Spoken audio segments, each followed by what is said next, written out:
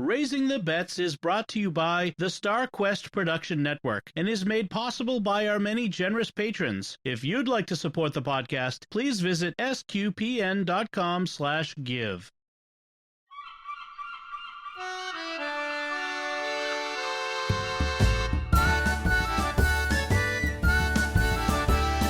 You're listening to Raising the Bets, a family podcast of pirates and penguins.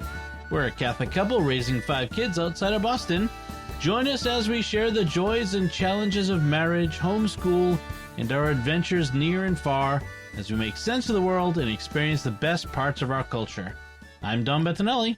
And I'm Melanie Bettinelli. You know, you can't tell how tired I am because I'm a professional. Uh-huh. So why I'm tired is this past weekend, we had a scout camping weekend. Yes, this is the first weekend of March in Massachusetts. That means it was cold. It's technically winter camping. I know some of y'all are having spring already and flowers and stuff. We do not have that. It is... We've still got igloos, y'all. How cold was it, Dom? The low for the night was 19 degrees, at least as far as I could tell. It might have got colder, but when I looked, it was 19. That 19 degrees, y'all. That is 13 degrees below freezing. Yeah. And that's Fahrenheit. Yeah, so it was cold, and we were in tents. So it was a scout camping trip for both Ben's scout troop and Bella and Sophie's scout troop combined. And so we all went to Camp Squanto, which is a scout camp here in Massachusetts, in our council area. It's in Plymouth, Massachusetts, the home of the Plymouth Rock, the most, how would you put it? The least impressive historical monument ever. The most underwhelming yes. historical monument ever. That's a whole nother story. But it's in Plymouth, Massachusetts, which is a scrub pine barren, the Pine Barrens, they call it. Right. So it's scrub pine. It's how do you describe scrub pine? It's not tall, majestic pine trees. They're all kind of twisty and semi-short, partly because they grow in very sandy soil. Because it's near the ocean. Near the ocean. Anyway, it's not really all that relevant, I suppose, but it came to mind. Again, we're tired. Yes, but also partly because the Pine Barrens are notorious for being colder than every place around it. Like the Pine Barrens describes a large area of southern Massachusetts and the Cape Cod. So, and it's notorious for being colder than other areas, just the way the geography is. So we chose wisely. And so we got down there Saturday morning. Some of the scouts camped overnight, Friday night, but we didn't. We came down Saturday morning. And I basically sat by the fire all day, and except to get up to eat and then sit back down again. I had to set up the tents and all that thing. We had 2 tents. We had our big tents and then the little tent. Ben and I were in the big tent. I brought my cot. I do not sleep on the ground anymore. It's not being soft. I'm over 50 years old. It hurts to sleep on the ground. I'm sorry, just it hurts. So I have a cot that I sleep in, and yeah, I mean it was fun. The kids had a blast. They were running all over the place all day. They played a game called Gaga Ball. I'm not entirely sure of the rules, but it involves something like a bunch of kids in a circle, a ball that they bat on the ground with their hands. They can't touch it with their feet, and the ball cannot go into the air, and they have to hit other kids with the ball to get them out. So it's sort of like dodgeball, very low to the ground or something. They also did Indian stick wrestling, which is probably politically incorrect to call it that, but it's where the 2 kids hold on to a stick and try to force the other out of the circle. It's sort of a non-sumo thing. Bella actually beat one of the boys because while he was probably stronger, she's taller, thus leverage. Yeah, she's significantly taller. Yes, and she used his strength against him by letting him push her to the edge and then flipping him sideways over the line. I think she also, yeah, she was taller, but she also fought smart. Yes. They all had a good time. Ben and Sophie and Bella, in varying degrees, they all did very well. It was cold. All right, let's talk. Okay, let's talk about the cold. It was cold. I slept fully clothed including my winter coat, in my mummy bag that I didn't quite fit in. I'm already planning to buy a bigger 0 degree bag that I can actually zip in. And I was like all night, every 20 minutes, a half hour, I would wake up and try to shift in such a way as to cover myself more with the sleeping bag. It was so cold. The kids, I gather, were fine. Like, Bella had trouble falling asleep, but when she was asleep, she stayed asleep. Sophie was fine. Ben, I had to actually when I came into the tent, he was already asleep. I had to rejigger it so that the stuff was over him, but he was fine. He said he woke up a lot. And he did. He was really tired when y'all came home. Yeah, they were all like dragging it at prayer time right before bed.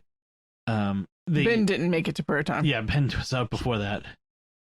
So I woke up it was starting to get light out. I'm like, oh, maybe it's time to get up and they'll have started the fire. And I look at my watch and it's, what did it say? 3:49. I'm like, oh, please let this night be over.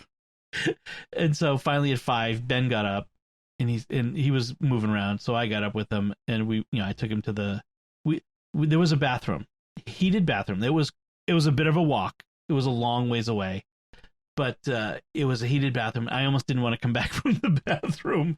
It was so blessedly warm. I could feel my fingers. Oh my gosh, fingers and toes. But so there was always plenty of coffee and hot cocoa and all that sort of stuff. And the scout leaders are always really good. For one thing, they feed the kids really well. The kids always have plenty of food to eat, which means the adults do too. And I'll talk a little bit about the food when we talk about our cooking segment. But it was really good as usual. And luckily, unluckily, we picked the weekend before it's about to turn warm. Next weekend it's going to be like a high of 60. So we could have been in that, but it's okay. We can say we did it. We camped in 19-degree weather. So, and then now the things are loosening up a bit with all the restrictions. We should be camping like once a month from here on out, which is interesting. So we'll see how that goes. So while I was there with the 3 older ones, you were here. I was home with Anthony and Lucy. How'd that go? What'd you guys do? It was pretty good. Yesterday morning, we made chocolate muffins, and they both helped. There was a little bit of squabbling over who got to, hold the mixer and stuff, but they were good. And we also watched Pope Francis's Mass from Baghdad, which was really cool. Wow, he's in Iraq and we're watching Mass and it's really awesome. They both, kind of wandered in and out, but mostly like Anthony was glued to the screen watching. He thought it was really great. He was especially loving the music. Yeah. And then we took a walk and then we watched The Princess Bride. Cool. Because the older kids have seen it, but Anthony and Lucy had both seen it before, but neither one of them remembered it. It's been every time we quote it, they get mad because they don't remember it.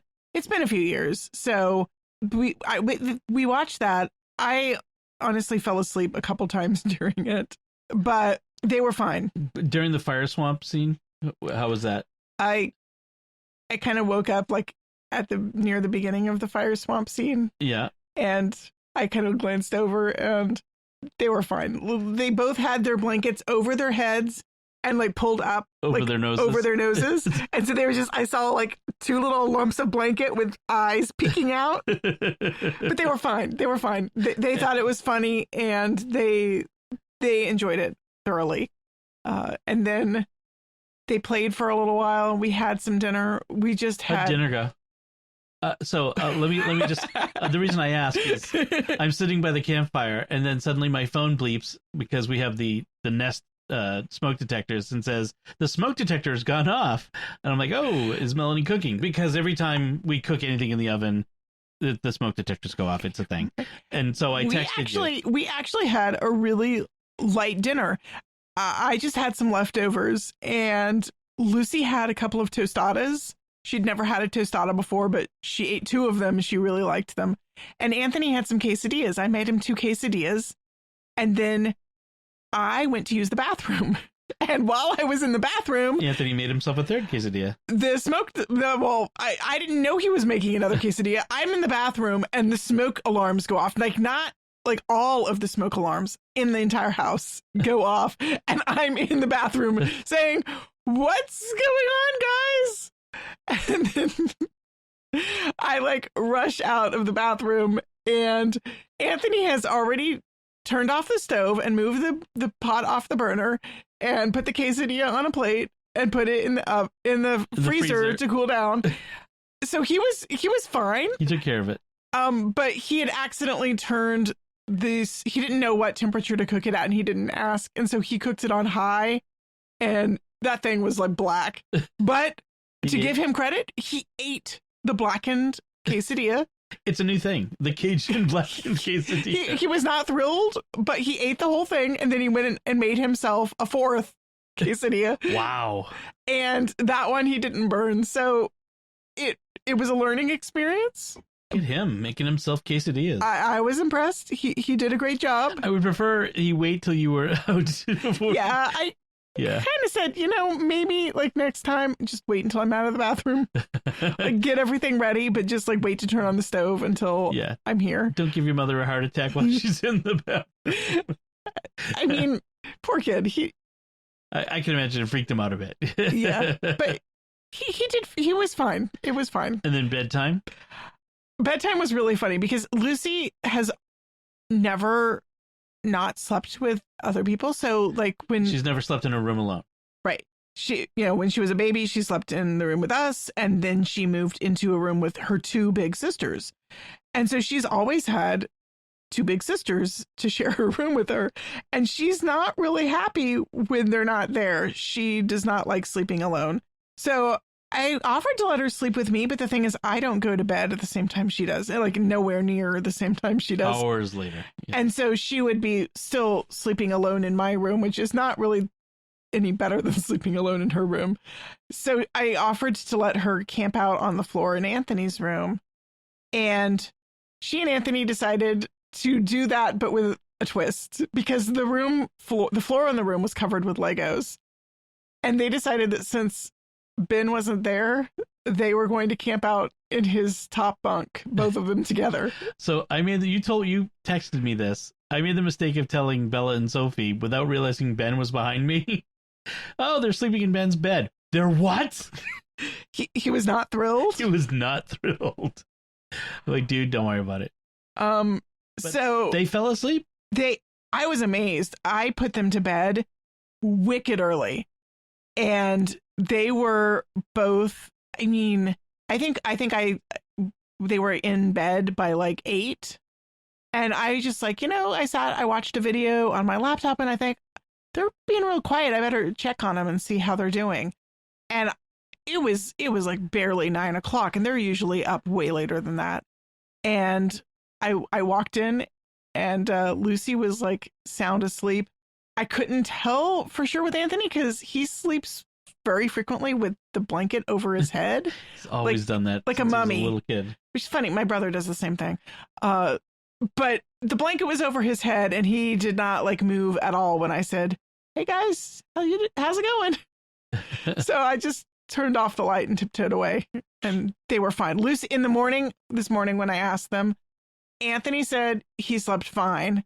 Lucy said he kicked her all night. Which is not surprising. The only thing surprising is she didn't kick him all night, because... Well, she probably did, and he slept right through it. Yeah, that's true. Because like when I go in there in the morning, and it's like anytime I go in there, she is laying like half on the floor, like her head's on her mattress, and the rest is on the floor. She moves around all night. So, but they were fine. I mean, they had a great time. I think, like just the two of them. And then we went to mass this morning, just the three of us. Yeah, which was kind of unusual. Yeah. Yeah, and we got back around 11:30 noon from the camping. So yeah, even though we got up at 5, it took a while to get everybody up, get breakfast, get packed up, and then get out of there. Yeah. It was good. And then this afternoon was just the Everybody four of us crashed. were crashing like you crazy. you crashed so hard that when the kids vacuumed the living room like around you, you didn't even wake up I when didn't the even vacuum stir. cleaner was running like right next to your head. I mean, there are times when they're moving around or doing stuff, and I keep my eyes closed because I just don't want to I don't want to be awake. You know what I mean? Mm-hmm. I didn't even wake up. Like I didn't even notice that they were vacuuming around me. I was that wiped out. So yeah. So the other thing I was going to mention is so Bella is in first communion. She's in confirmation preparation. She's at that stage. It's a 2-year program in her parish, and it's because of COVID. It's all remote and that sort of stuff right now. But I got an email from the parish secretary or the coordinator saying they needed our records. They needed Bella's records. They need her baptism record, and they said they needed her first communion record. And I'm thinking, what's a first communion record? Like, come to mass on Sunday. I'll take a picture and hand it to you. She received communion. It's like the reason we get a baptism record is because it's a permanent, indelible mark. It's a one-time thing. But you go to communion every Sunday. Usually, ideally, you go to communion every Sunday. Like, and nobody checks to make sure that you've got an official first communion certificate before they give you communion. And honestly, you technically do not have to be receiving communion in order to get confirmed. Technically, it would be bad if you never received communion when you present. I mean, they used to do confirmation before first communion, didn't they? Well, right. That's the traditional or the ancient order of confirmation. It's baptism, in confirmation, and then first communion, and confession and first communion. We don't ask for first confession certificates. It's just this weird bureaucracy paperwork thing that this kind of cropped up, and this idea, because part of the problem is our kids don't usually go through the traditional parish religious ed programs. We do it ourselves. We're capable of. I have a theology degree. I'm capable, and you're capable of forming our children in the faith, and we've always gone through our pastor and talked to him about, when it's time. We don't do the parish first communion program. Bella, Sophie, Ben. Long and short, there may not actually be an official record. It depends on whether, because she didn't go through the DRE. Did Father pastor Curry bother to go to some book in the parish office afterwards and write it in there? Maybe. My guess is he probably didn't. So. Yeah, and so if we don't cough it up, does she not get confirmed? I mean, it just seems like a silly extra paperwork. I never understood this when I worked in a parish. I didn't understand it. It's just like I'd love to have an explanation of why this is necessary. Like, why do we need this extra paperwork? Right, like you can't confirm somebody who isn't baptized. That makes sense. That makes sense. You have to be baptized in order to be confirmed. But there is no need. Like, do you need to prove that you've received your first communion to get married? No. I mean, it's just I don't know. It's just silly extra paperwork. So anyway, that's my little rant about this little bit of bureaucracy. I don't blame the parish secretary. It's just the rule that's out there, but it's kind of silly. Anyway, so let's talk about food. All right. We've been eating. So last week I made a dish that I've made before, but I haven't made in a long time. It's called, its Spanish name is lomo saltado. It's also called Peruvian steak stir fry with tomatoes and onion. And this is another one of those Milk Street dishes, which I really enjoy. And what really makes it interesting, so it calls for flat steak. I use London broil, and the reason I made it was because London broil was on sale at the market. And so I'm like, let's make some of that. And so what makes it interesting is you thin slice the steak, you marinate it with cumin and salt, pepper, and soy sauce. So I like the idea of using the soy sauce to marinate it.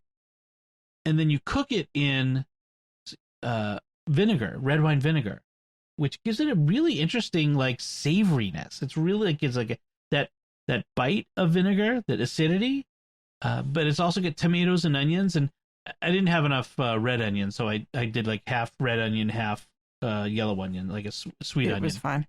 Yeah. I also did a quarter of the amount of jalapeno that it calls for because our kids do not want jalapenos. So I really liked it. I had the rest of it today for lunch. I mean, I made it last Thursday, I think it was. And it was still just as good. I mean, and the sauce is really good. Like I served it over rice. So lomo saltado, which is it's really good. It's really good. Highly recommend it. So it's got garlic as well. It's the other thing. The only other ingredient I mentioned. The grape tomatoes, really good. So, and then the other thing I wanted to mention was the cooking over this weekend at the camping trip. The one of the scoutmasters, or the assistant scoutmaster Dan, is really actually Dan and Adam, the two of the assistant scoutmasters, are both really big into outdoor cooking, and they really go all out. They made a pork butt in a Dutch oven that was like simmered in first cider vinegar and then apple cider. It was so good. It was then you shred it, so good. But the star of the show were these 2 tomahawk steaks. Now, if a tomahawk steak is a new thing, I'm gonna look it up. What exactly the right cut is. So, it's basically a prime rib steak. So it's a beef rib. So it's really thick because it's the thickness of the rib. And so you have basically it's a bone on the bone rib steak. What they did was they wrapped the bone in foil so that it didn't burn. I'm not sure why that matters. Because burned bone doesn't taste good. I think it might have been part. Yeah, the burned bone would have been part of the taste too. It would have given it a bad taste. Burning bone is not a good smell. Then they hung it on hooks over, like they literally put it on a hook over the open campfire and just let it hang and cook there. And it was so good. It's not cheap. I think Dan said it was like $10 a pound that he paid. That's expensive. Yeah. So not cheap, but divided up between all of the adults and kids. Yeah, everybody got a little bit. It wasn't that bad. It was really good. It's kind of amazing all these new cuts of beef that are out there, to really highlight different parts of the cow that you get these days. It's really interesting. So that was good. And then tonight we were looking for something a little different. And one of the things that was left over from the camping trip was a big bag of shredded cheddar cheese.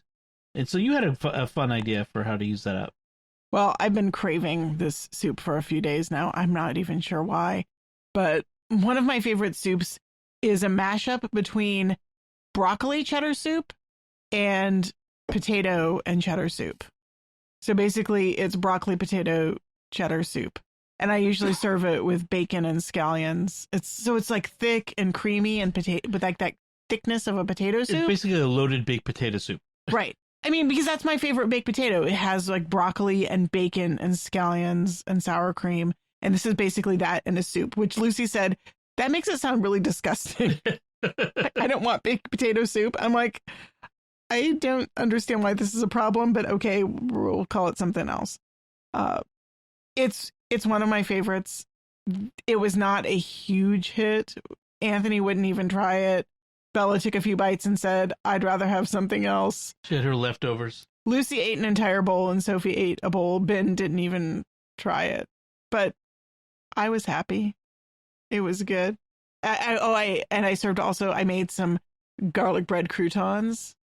Yes. We had some leftover French bread and I tossed it with butter and olive oil and garlic and Parmesan cheese and some oregano. It was really bake it in the oven for a bit. Yeah. Those are really good. And and then a pound and a quarter of bacon. and there was like an entire bag of cheese in that soup too. Yeah, that whole bag of cheese that Dan gave me, because Dan does not like cheese at all. So he said, take this or I'm throwing it away. So I took it and we used it, which is great. There's a lot of leftover soup. We're going to be eating that for a few days. I was thinking maybe we might even put some in the freezer for save it for another day. You mean that new freezer that we can store all kinds of stuff in? Mm-hmm. Like even like Sophie's birthday cake and right. When you have a birthday during Lent, there's this problem. Like I am willing to sort of say we're not going to fast from birthday cake for your actual birthday, but eating the leftovers like the day after seems, especially when the day after is a Friday, just seems to kind of be pushing it a little bit. I forgot to mention, it was Sophie's birthday this past week. It was. I knew I was forgetting something we did. This camping trip took over my mind. So yeah, Sophie's birthday. She's a teenager now. She turned 13. And you made her a cake, which came out looking awesome. Your cake making skills are really hitting the stride. Yeah, I made her a double layer chocolate cake with a sort of a cream cheese frosting mashed with a buttercream frosting. It was like half cream cheese, half butter. I think the ratio was with the buttercream. It was really good. I'm okay with cream cheese frosting, but I like a buttercream. This was a nice balance. Right. I mean, my personal favorite frosting is just cream cheese, like with no butter in it, because I really like that zingy, tangy cream cheese. But and regular frosting is way too sweet. Right. Yeah, it's way over the top. Like a regular buttercream frosting is too sweet for me. Yeah, it is. I agree. But so this was like a little balance is really good. Right. I also, with the frosting and the cake both, I put some coffee in it. Mm-hmm. I put some espresso powder and some liquid coffee into the cake. And then with the frosting, when I was making it, I had an iced coffee sitting there and the frosting was way too thick. And I really didn't want to drink all of this iced coffee. So I just sacrificed some of the iced coffee to the frosting. And it wasn't, I mean, it was coffee that had a lot of milk in it and a lot of ice. And so what ended up in the frosting was not super strong. It didn't have a super coffee flavor, but it was just enough, I think, of the bitter coffee to kind of also help to cut the sweet of the powdered sugar. I agree. And then I was happy with the way it came out. We got her some presents, of course. Mostly Star Wars stuff, of course. It was, I think, all Star Wars. Well, except for you got her a saint book. I did. I got her a book about Margaret Bourgois, who is a pioneering nun in the U.S. who I haven't actually read the book, so I don't know anything more about it than that. I'll have to ask the Crows from American Catholic History. Yes, if they have any more information on her. Anyway, Sophie loves to read saint books, and so we haven't got her a new one in a while. It's kind of hard to find actually new books written at that age level, and she's almost ready to graduate to adult books, but I think she still kind of likes the kid books about saints. She's at that really difficult transitional age of finding the right thing, the right presents. Yeah, so she got shirts, a couple of Star Wars t-shirts, a Sabine Wren and a Mandalorian t-shirt, and she got a Lego Star Wars Kylo Ren's Knights of Ren transport shuttle, something. That was mine choice, and it was very popular. And I also an Ezra Bridger from Rebels figurine, also popular. Yes. And then your parents got her a Kanan figurine, and so now she's almost got the whole Rebels crew. Yes, and then she also got that came today. A mask, a Sabine, like a Mandalorian Sabine Wren. That was from my sister. Yes, our kids are very Star Wars. So for dinner, hold on, I have to. Melanie is trying to plug in her phone because it's going to die. There's a gray cord over there, hanging off the edge of the. Great podcasting. Just interrupt me so you can plug in your phone. Anyway. I was trying not to interrupt. Well, there's no way for me to tell you where it is without saying it aloud. So for dinner, the tradition is the child gets to choose where to go for dinner. We're not going anywhere these days, so we order in. And she chose Bertucci's, which is the Italian brick oven pizzeria place. Is sort of the mid-scale, not higher end than a pizza place, red sauce Italian sort of place. Anyway, we go there all the time. And so she wanted Bertucci's, so we ordered Bertucci's. She ordered pizza, which I know it's different from the pizza we usually get from the corner place, literally corner pizza. And it is a superior pizza, although not as great once it's traveled in the Postmates car for half an hour.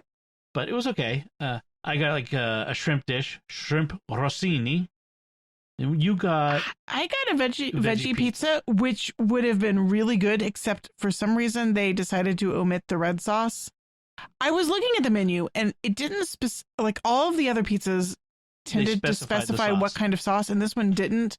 But I was like, surely they're not going to actually give me just like a piece of dough with some veggies on it and some cheese and no sauce. But yeah, that's what they did. Yeah. And there was no way to specify, like, please add sauce to this. Not unless you actually call, and yeah, which is a pain. Who wants to do that? Right. Yeah. It was okay, but it wasn't. Yeah. It wasn't really what I was longing for. Bella got her new favorite, which is chicken Alfredo fettuccine Alfredo. Fettuccine Alfredo. Again, I'm tired. So that was that was also what we ate this week. All right, let's move on. Moving on. Talking about what we're reading and watching. I watched 2 new Netflix series. Still in the middle of them. One is more documentary style. One is an anime, actually, an American anime. So the documentary style one, it's a sort of like a dramatic documentary called Age of Samurai: The Battle for Japan, and it covered. I love the samurai stuff of Japan. I watched Shogun when I was too young to probably watching it when it was on, the miniseries on TV starring Richard Chamberlain, Anjin-san, and then read the book by James Clavell, which was this giant. I think it was in 8th grade.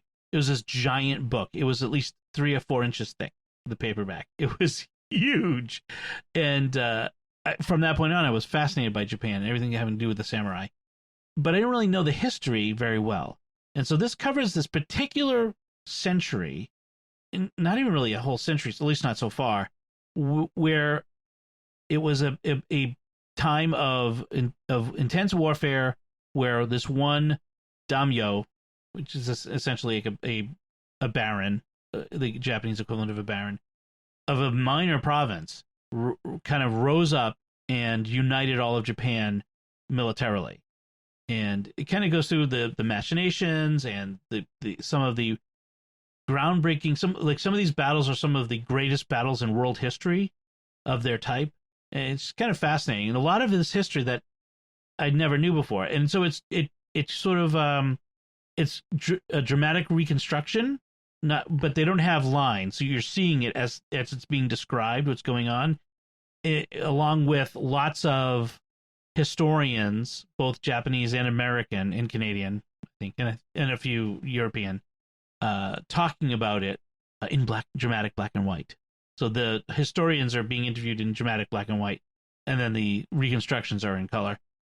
It's really been pretty good so far. I've only watched a couple episodes of it, but it's fascinating, and about a part of history and in a culture I don't know as much about as I would like to. So it's pretty good. I like it. Kind of gory, like unnecessarily, like showing seppuku. They have a guy commit seppuku, and you see the thing and they fall over, and then the blood spreading all over the floor, and it's like, or they behead somebody and you see the splash of blood like from off screen. Like you don't see the head roll, but you do see the splash of blood. I'm like, it's a little more than we need. I don't really need that. So there is that. So if the sight of blood it makes you squeamish, it won't be for you. Okay. And then the other thing I watched is an anime called Pacific Rim: The Black. Now, you may be familiar with the 2 Pacific Rim movies that came out, which feature giant robots piloted by people fighting kaiju, which is the Japanese term for big monsters like Godzilla. And so the first one was pretty good. It was not high art, but it was a good romp of monsters fighting monsters, monsters fighting robots. Okay. Second one was not nearly as good. But this one is an anime which follows a brother and sister in the same universe. They're Australian, and Australia has been evacuated because of the kaiju roaming around the continent. But they get left behind, and how they get there. Apparently, it's about how they get their way out. So, it's very anime, very much in the style of not just the artwork, but of the style of storytelling. So, if you like anime, you'll probably like that. So that was pretty good. How about you? Haven't been doing a whole lot. After I finished Death Comes with the Archbishop, I decided to... For the Archbishop, not with the Archbishop. Death Comes for the Archbishop. Death Comes with the Archbishop is a horror movie that they're making. I hope not. I decided to keep on with Willa Cather for a while. I intended to read something else, and I couldn't find the book, and I had more Willa Cather on the Kindle, and I just popped it open because I was looking for something to read at bedtime. And so I started reading O Pioneers, which is very different in terms of tone and even kind of in terms of style. It takes place in Nebraska, and it involves a group of immigrants, primarily Norwegian or Swedish? Swedish. Primarily Swedish, although there are some French immigrants in the community too, and some Bohemians and Germans, I think.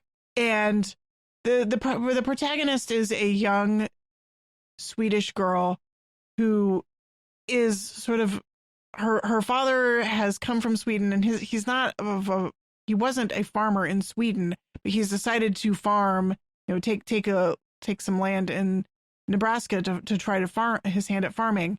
And he is not a great farmer, but she actually is. So she takes the family farm. She makes some wise investments with the help of her brother after her dad dies. And she grows into this like huge, profitable farm, but she never marries. And her brothers do not really give her the credit and respect. They're like, yeah. You helped to like make some investments, but we're the ones who did all the work, so we should get the property, which doesn't seem fair at all. Right.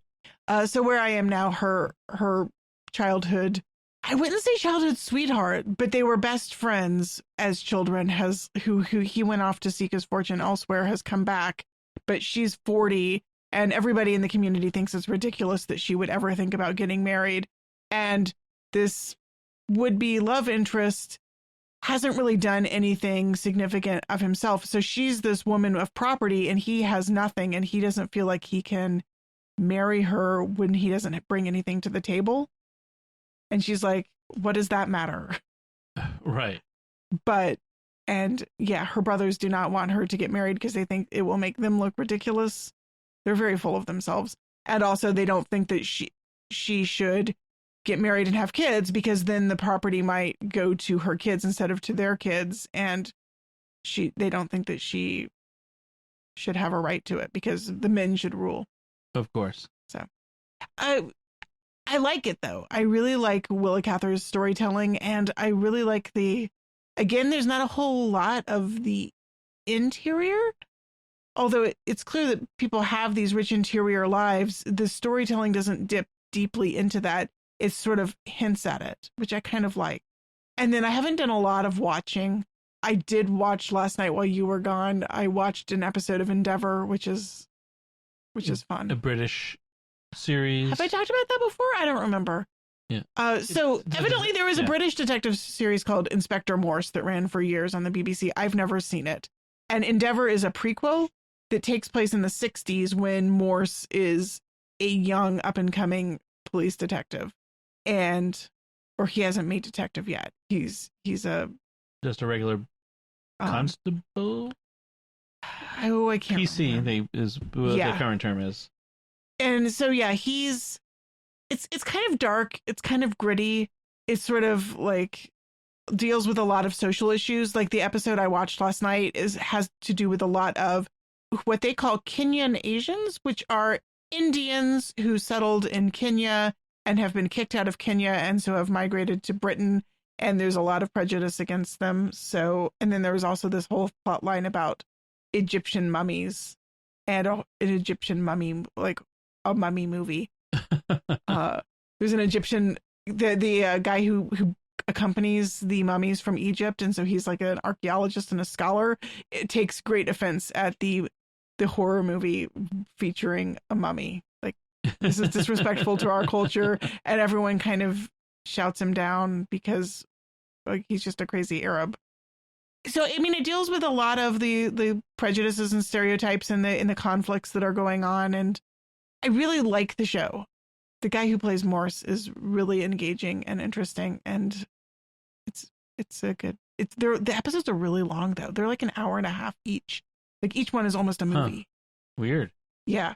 The pacing is very different from like American British cop shows. Yeah, British shows, they have these weird, like they're weird lengths.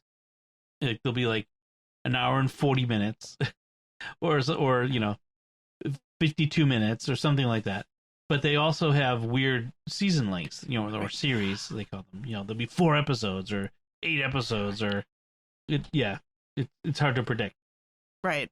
But it's good. It's a nice. I mean, there are other things I could have watched. I had thought about watching a movie, and then it was getting late, and I didn't want to stay up too late. So, I usually like police procedurals. The problem is a lot of the contemporary police procedurals on American TV have gotten so politically correct that they're really annoying.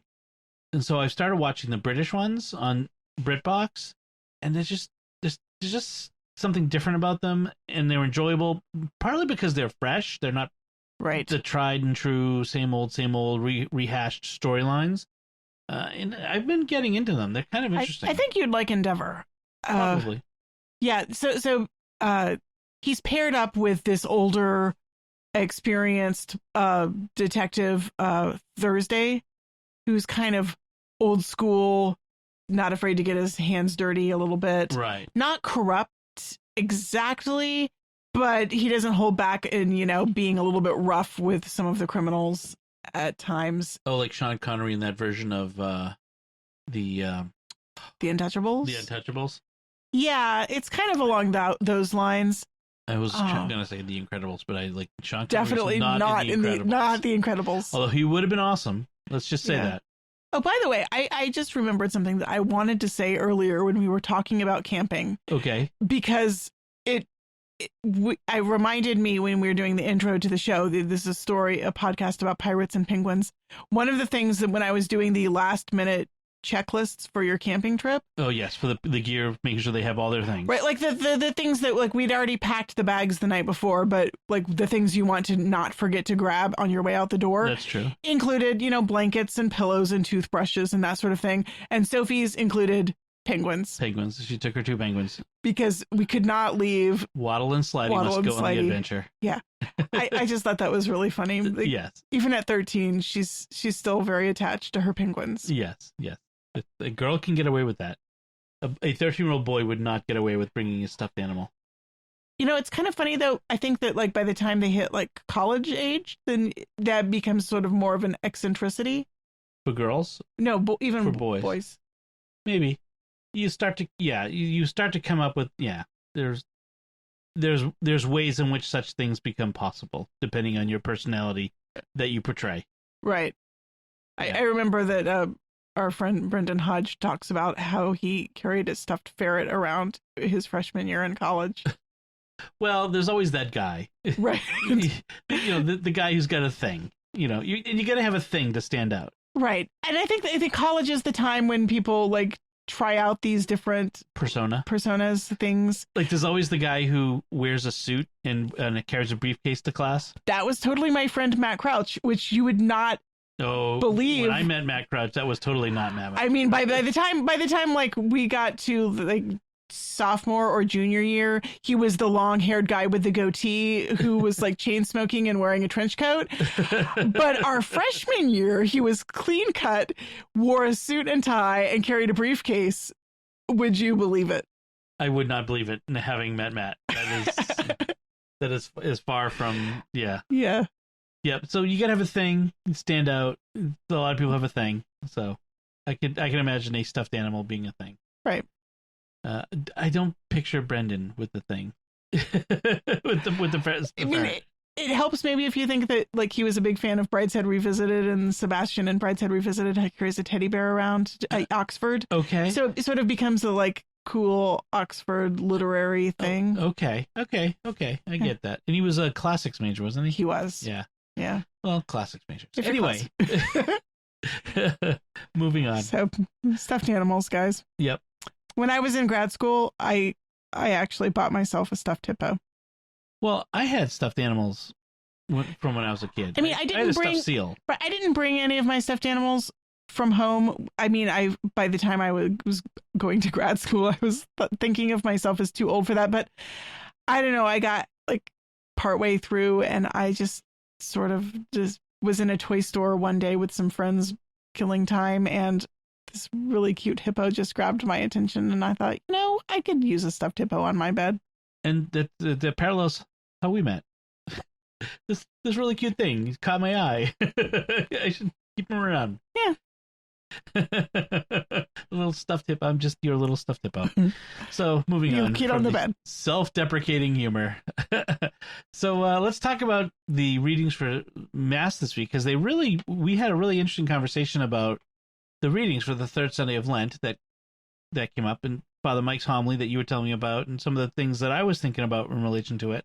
So just as a refresher, the first reading is the Ten Commandments. It's basically just the Ten Commandments. And there's a long version and a short version. We got the short version at Mass, which confused me when I was trying to follow along and had me flipping. Yes, because it skips a whole bunch of stuff. And I was kind of sad too, because I think that the longer version is more interesting. Well, yeah. And then the second reading is Paul's letter to the Corinthians, where we have the famous lines, for the foolishness of God is wiser than human wisdom, and the weakness of God is stronger than human strength. I love that one. Yeah, and then the gospel is the money changers in the temple. Right. Jesus flipping tables. Everybody loves to quote the Jesus flipping tables. So let's talk about this. You said that you mentioned that someone's online who was questioning in the first reading the commandment. So we all memorize it as thou shalt not covet thy neighbor's wife. But it's really, thou shalt not covet your neighbor's wife, nor his male or female slave, nor his ox or an ass, or anything else that belongs to him. Right. I mean, we kind of separate that out into don't covet your neighbor's wife and don't covet your neighbor's goods, but it's kind of... It's a sentence. Right. It's one thought. Yeah. So anyway, yeah, somebody shared sort of in a private group I am in this kind of wry commentary on, they had seen somebody who was complaining about that verse, and couldn't we just change the translation, because the whole idea of not coveting slaves was really bothersome to this person. And I guess the idea that my neighbor doesn't have a slave, and if they did, I wouldn't covet it, so we shouldn't have that commandment in the Bible. Yeah, well, or at least not read it at Mass, or just redact it out. I'm not sure. Maybe you should check with God before you start deciding that bits of His inspired word need to be redacted out. You know what I mean? Which is kind of funny, because one of the things that Father Michael talked about in his homily was about the perfection of the Decalogue. Right. He, in fact... the responsorial psalm, which I didn't mention, Psalm 19, says the law of the Lord is perfect. Right. And Father Mike quoted that. And then he went on to talk about how, so with COVID, he used the example of COVID regulations and rules. Like in Massachusetts, we have you must wear a mask rule, and we have, social distancing and standing 6 feet away. And Father Mike said, these rules are not perfect and they will go away. Things are getting better. And as things get better, these rules are going to be rolled back and they will eventually go away. It is not good for us to stand 6 feet apart from our loved ones forever. It's not good to wear masks forever. They are necessary evils, but the law of the Lord, or even necessary temporary goods. Right. But it's not really good to be apart. Oh, sure. Right. But the law of the Lord, the 10 Commandments, these do not pass away. They do not change. We are not going to get to the point where we don't need them anymore, because they are perfect. Right. And so the question then becomes, is in this commandment, why does God just assume that someone would have a male or female slave? Why doesn't he just condemn slavery? Thou shalt not keep slaves. Right. He could have. I mean, he said, don't murder. And he said, don't commit adultery. And he said, don't bear false witness. Why didn't he say, don't keep slaves? It's an interesting question. And I think part of it has to do with the accommodation. No, I don't think it's about accommodation. I think one of the things that God is saying here is, slavery was different back then, for one thing. It was more like in most cases, or in many cases in this context, in this culture, it was like indentured servitude. Well, one of the things that God does do in the law of Moses is he proclaims that every 7 years you'll have a Jubilee year. And Right. in the Jubilee year, you will free all of your slaves. Right. So slavery was at most a 7-year indentured servitude with a definite end date. Right. When the Jubilee year comes around, you will free your slaves. So it's not lifelong slavery, and it's certainly not like lifelong slavery for you and your children and all of your descendants. And even chattel slavery, like you weren't property. You'd be even like slaves had rights. They weren't just simply dehumanized property. So one of the things is to understand the context. We use the word slavery to mean a lot of different things. Right. What the Bible is talking about is not at all the same as the American institution of racial chattel slavery. Right. Now, it's closer to the kind of indentured servitude that a lot of people experienced when they couldn't afford the boat fare across from Europe. right. And so they would indenture themselves and they would work off They the would boat work off fare their when they debt. got here. Right. It's closer to that. Like a lot of it had to do with debt. Either you were a slave because you owed money, or you were a slave because you lost a war and you were taken as captive, Right. like a prisoner of war. Now, the question then becomes is why does God say do not covet your neighbor's male or female slave? And there's an interesting spiritual potential there, which is maybe what God is saying here is don't covet your neighbor's thing that is not good for your neighbor to own, to have. It's not slavery is not good. If it were good, then there wouldn't be a need to declare a jubilee and free the slaves. You know what I mean? So it is a accommodated bad thing. I mean, a necessary evil, or maybe you could say it in different ways, but it's not a good thing. And God's saying, don't covet the thing your neighbor is doing that's not good. And I think there's a truth in that. How often, from our perspective now, we can make this contemporary for us. How often do we covet the things our neighbor has or does that is not good for our neighbor, that is perhaps sinful? How often do we covet our neighbor's sinfulness? Oh my neighbor, he doesn't go to mass. He doesn't go to church. He just sleeps in all Sunday. Man, I wish I could sleep in on Sunday.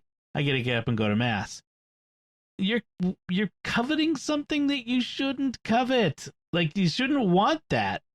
Or oh, my neighbor, that guy, he's always dating those young things, or he's always stepping out on his wife with those good. It's bad to cheat on your wife. Oh, it's terrible. But man, he's with those beautiful young things all the time. You maybe shouldn't be coveting that. Maybe. Right. And I'm doing it from a guy perspective, but there's probably a feminine perspective for that as well. Right. When you see somebody doing something that they shouldn't be doing, that's not good for them, and you think how much fun that would be. It would be nice if I didn't have to follow this rule that says I shouldn't do that. Yes.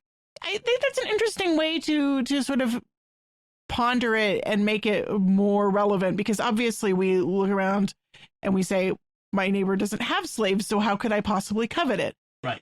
The other direction I was taking it in a discussion with some of my friends was we were talking about the ways in which, no, we don't have slavery by that name, but there certainly are in our world a lot of people who... There are still slaves in the world. There are slaves in the world. Well, there's still slaves in the United States. Right. There are slaves. We like to pretend that we have abolished the institution of slavery, and we have as an institution, but we haven't really as a practice. And there are people who are being taken advantage of and exploited by criminals, for instance, in various enterprises. I do not have to go into detail with that. There are people who come into this country without the benefit of the law. They're outside the law and therefore easily exploitable by unscrupulous people who put them to work in such ways as they can never pay off their debt. And they are essentially slaves, right here in this country. And how often do we benefit from that? Right, in ways that maybe aren't necessarily directly, but if you wear inexpensive clothing, every time you buy food that isn't, that's inexpensive. I mean, not that it's necessarily produced by slaves, but some of it is. The chances that you have nothing in your house that was produced with some slave labor in some of the component is practically nil. Right. I mean, if you're listening to this podcast, you're probably listening on a device that has some component that was made in some other country, that was made with labor that was not justly compensated. At some point in the supply chain. Point. Right. Right. So we are all in some degree or other complicit with the exploitation of other human beings, which is really the cooperation with evil might be extremely remote, but it's still a cooperation of some sort. Right. And so that wrestling with that is something that we should do. We should wrestle with and try to reduce the injustice in the world of exploited persons, people whose labor is not justly compensated, who are slaves. And so that coveting one's neighbor's goods still applies in our world in many different ways. Yeah. One thing I would want to mention about the gospel is, when Jesus drives the money changers out of the temple. Sorry, I'm still, I'm on the verge of going to bed, so because I'm still so tired still. So Jesus drives the money changers out of the temple because they have taken a sacred place for worship of God and turned it to a profane use, a use that is not sacred. Right. It is set aside for worship. And you said that Father Mike had an interesting insight on that one. One of the things that Father Mike talked about was what Jesus says about tearing down the temple and rebuilding it in 3 days. And Father Mike points out that, of course, Jesus is talking about the temple of his body, and that we now worship. He says in the alternate gospel reading for today, we would have heard about him talking to the Samaritan woman about worshiping in spirit and in truth. And Father Mike made a really interesting point, which is that all of us, when we leave Mass, having received the Eucharist, are walking tabernacles. We are the temple. We are the sacred space. We are the holy place. And it's kind of interesting to think about, what things would Jesus want to drive out of the sacred space that is me? Our hearts? Yeah. My heart. I can think of quite a few things. Oh, it's a good thing we're having confession on Friday. And then I thought that connected really nicely with what Mother Sophia was saying, when she was saying that in the last 3 Gospels of Lent, Jesus takes us to these places that are set apart. He takes us to the desert. It takes us to the top of the mountain. Those are both outside of the city and places where we encounter God. We encounter God in the desert. We encounter God up on the mountain. She says, today we go to the temple, which is in the city. And yet it's this place inside the city that's set apart. Jesus makes very explicit. It's set apart from the marketplace. It should not be the marketplace. Right. A quiet place in the middle of the city, surrounded by the marketplace that's not the marketplace, that makes room for an encounter for God. Now, Mother Sophia, being a Benedictine, talks about how the monastery is that place, but I think that her words apply to all of us. The need for finding quiet in our lives, to set aside our hearts, to set aside some of our time for God in prayer and in work. It doesn't have to be a place specific, although if that's what you need to do this, it would be great. But you have to set aside time and a space in your heart. And let's face it, and Lent is partly that. It's about setting aside time. I got to say, my Lent is not going really great in terms of setting aside time for prayer and scripture reading. It's just not been happening. Like I try to, I make plans to, and then I keep not doing it. So this is sort of aspirational. Like, yeah, it's we're 3 weeks into Lent. How's your Lent going? Mine's not going great, but it's not too late. Right. It's never too late. It's never too late. And until it is. So thinking about that, like setting aside time, making Lent a space of encounter with God in the middle of the hustle and bustle. Yeah. God, in the gospel, it says that the disciples recalled the words of Scripture: "Zeal for your house will consume me." You are the house of God. The zeal for the house of God should consume you. Be consumed with the need to cleanse your temple, to cleanse yourself, and make yourself a sacred space for God. I think that's the lesson this week. I think that's a good time to wrap things up. So let's take a moment to thank our patrons who make it possible for us to create Raising the Bets, including Les H., Andrew G., John S., Steve N., and Miguel G. Their generous donations at sqpn.com/give make it possible for us to continue raising the bets on all the shows at StarQuest.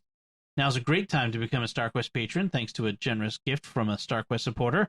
When you start a new Patreon monthly pledge at sqpn.com/give, the first 3 months will be matched by an equal amount from our donor to support all our shows, including this one, which makes your gift go even further. And don't forget, StarQuest is a 501c3 Catholic apostolate, nonprofit.